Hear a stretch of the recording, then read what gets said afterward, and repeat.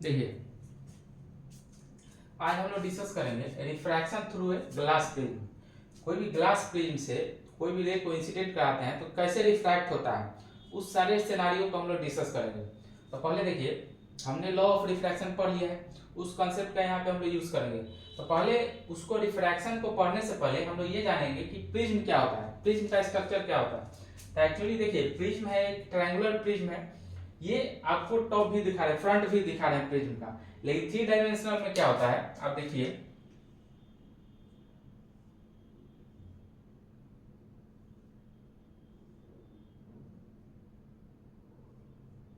यहां देखिए, ये प्रिज्म कुछ इस तरह से दिखता है। ये फेस हो गया प्रिज्म का, ये आगे वाला ये फेस हो गया, और ये देखिए दो प्लेन जो बन के यहाँ जो एंगल बन रहा है, ये दो प्लेन जो मिलकर एंगल बनाएगा, इसी को हम लोग बोलते हैं एंगल ऑफ प्रिज्म। एक बार जब हम लोग प्रिज्म कंसीडर कर लेंगे तो ये एंगल क्या हो जाएगा, कांस्टेंट हो जाएगा।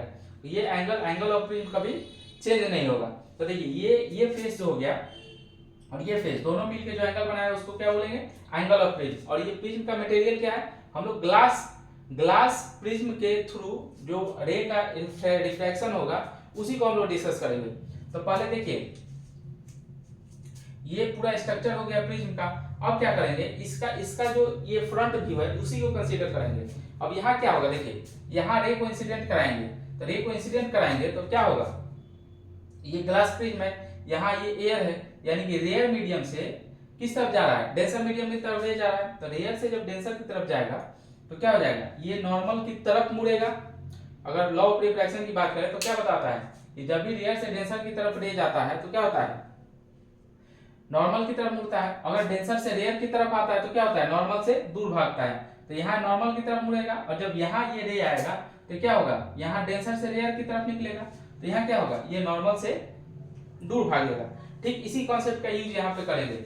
यहाँ ध्यान से देखिए, यहाँ हम एक्चुअली 3 डायमेंशनल में अच्छे से एक्सप्लेन नहीं कर सकते, इसे 2 डायमेंशनल में समझिए। ये आपको बता दिए कि प्रिज्म का स्ट्रक्चर क्या है, ये आप मतलब एक तरह से विजुअलाइज कर लीजिए अपने माइंड में, ताकि यहाँ समझने में आपको दिक्कत नहीं होगी। और देखिए यही जो एक इधर फेस है और एक ये फेस है जो 3 डायमेंशनल में आप देखे थे, हम क्या करेंगे, यहाँ से एक रे को इंसिडेंट कराएंगे, यहाँ से रे को इंसिडेंट कराएं। ये क्या होगा, यहाँ अगर नॉर्मल ले लें इस प्लेन पे, ये सपोज कीजिए नॉर्मल है, ठीक है। और यहाँ क्या हुआ, ये रिफ्रैक्ट हुआ, और रिफ्रैक्ट होके इस दूसरे फेस पे आएगा। तो दूसरे फेस पे आएगा तो यहाँ से क्या करेगा, डेंसर से रेयर की तरफ निकल रहा है, तो डेंसर से रेयर की तरफ निकल रहा है, तो यहाँ एक हम लोग क्या करेंगे, यहाँ एक नॉर्मल ड्रॉ करेंगे। तो ये क्या होगा, ये नॉर्मल से दूर जाएगा, यानी कि कुछ इस तरह से निकलेगा। ये इंसिडेंट रे हो गया।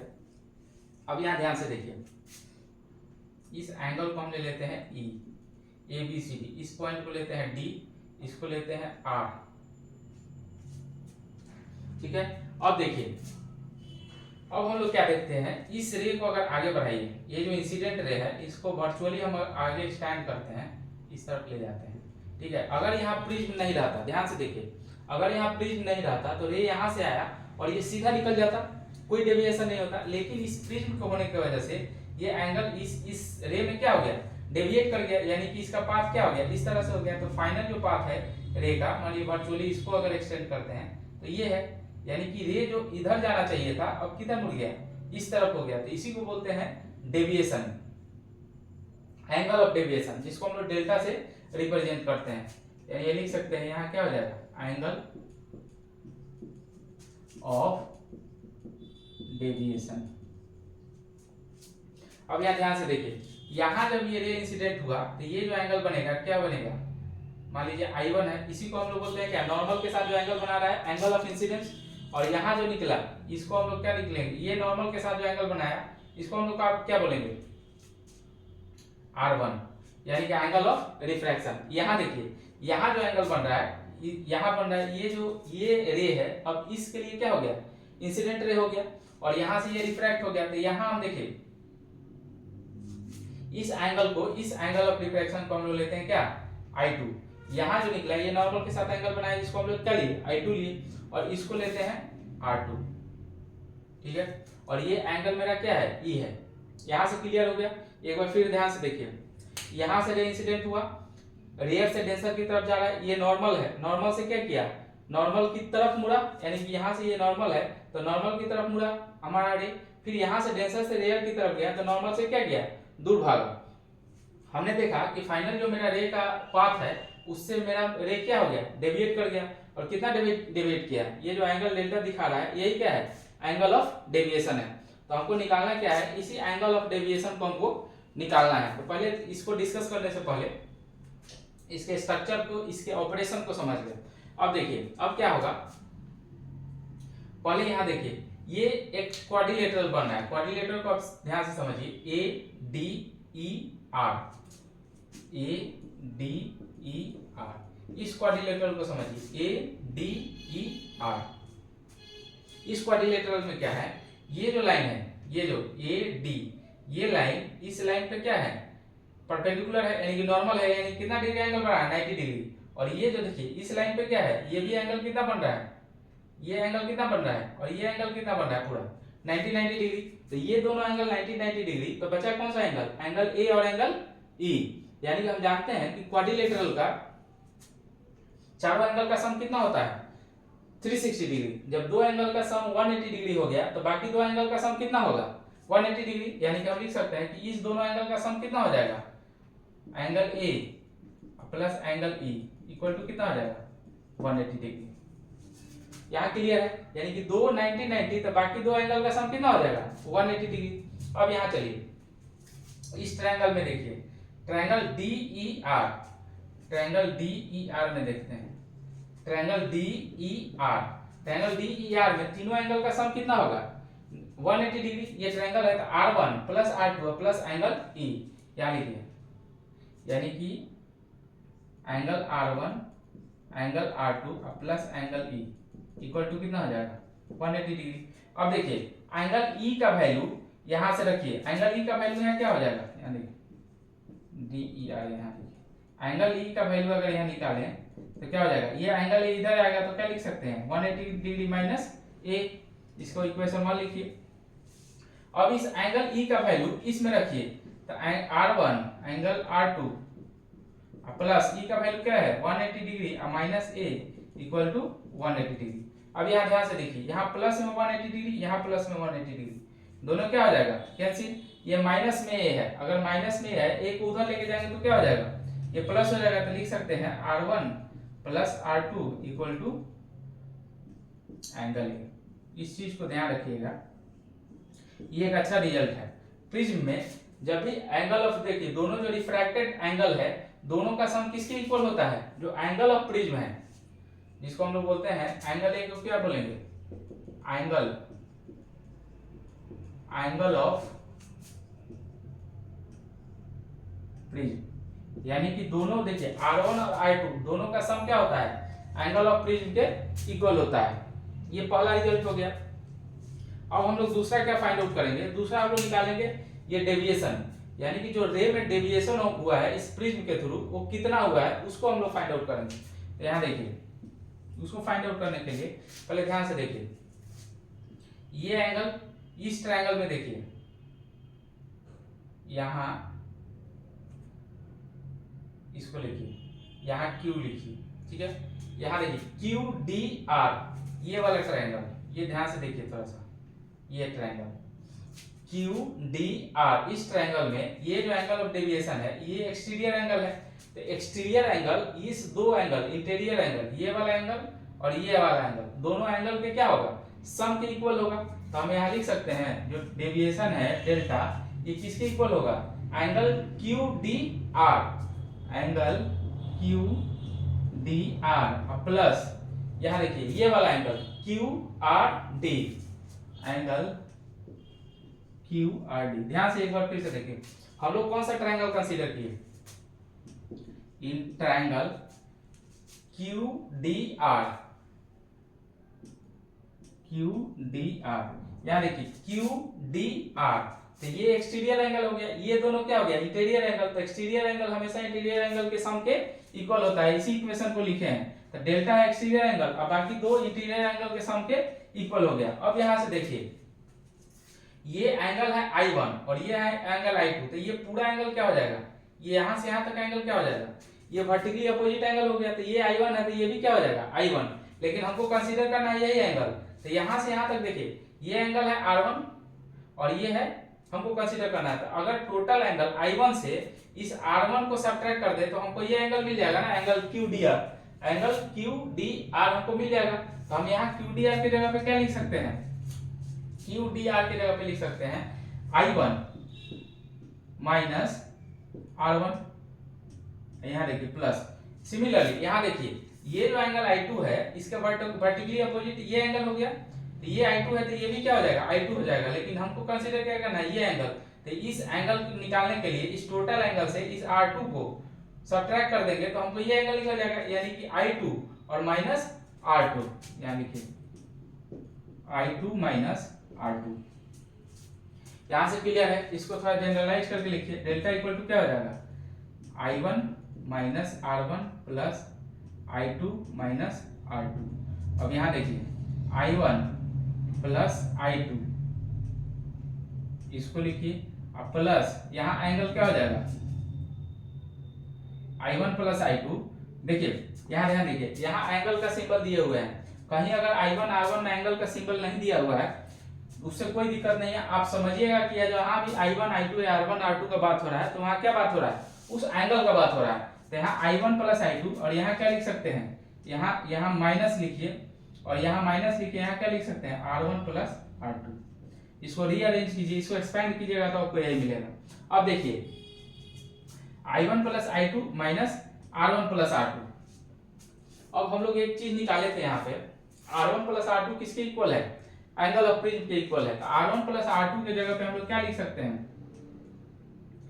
I1 plus I2 minus A, यानी कि देखिए डेविएशन हमको क्या निकल गया, डेविएशन हमको निकल के आया I1 plus I2 minus A। यही एंगल ऑफ डेविएशन हमको फाइंड आउट करना था, ये प्रिज्म का रिजल्ट है, इसको ध्यान से पढ़िए।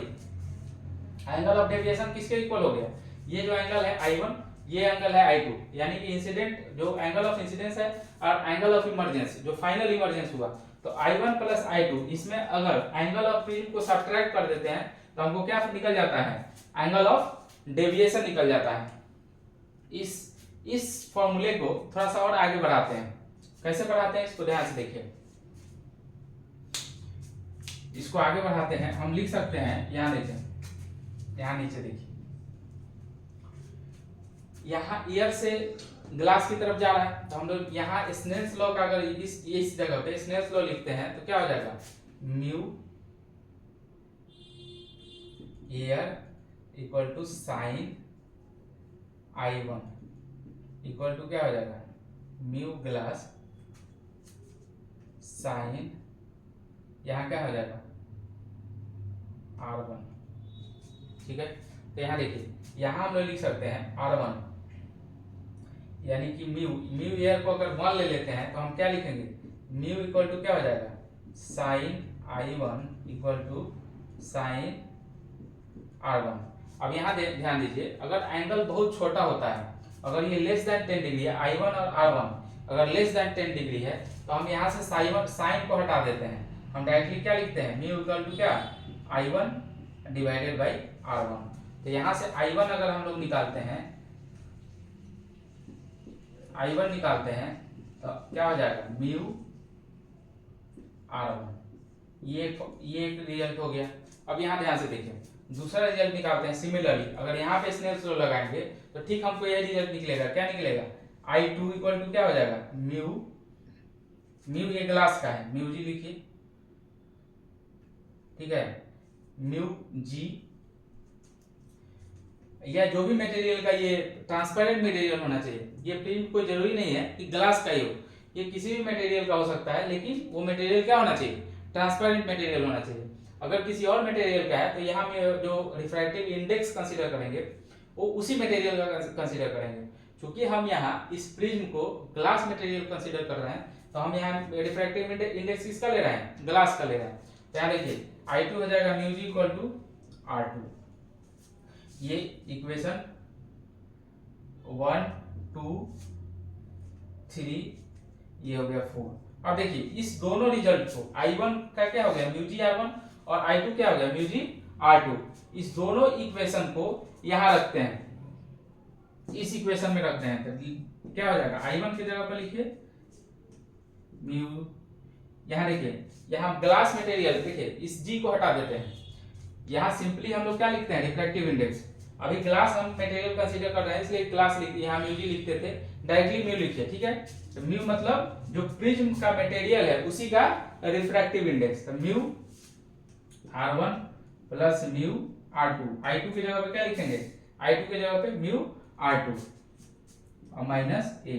अब यहां ध्यान देखिए यहां R1 प्लस म्यू को कॉमन कर लीजिए, तो R1 प्लस R2 माइनस ए, R1 प्लस R2 अगेन हम लोग देखिए यहाँ निकाले हुए हैं, R1 प्लस R2 क्या है एंगल ऑफ प्रिज्म के इक्वल है, तो इक्वल टू क्या हो जाएगा म्यू R1 प्लस R2 की जगह पे क्या लिखेंगे ए, एंगल ए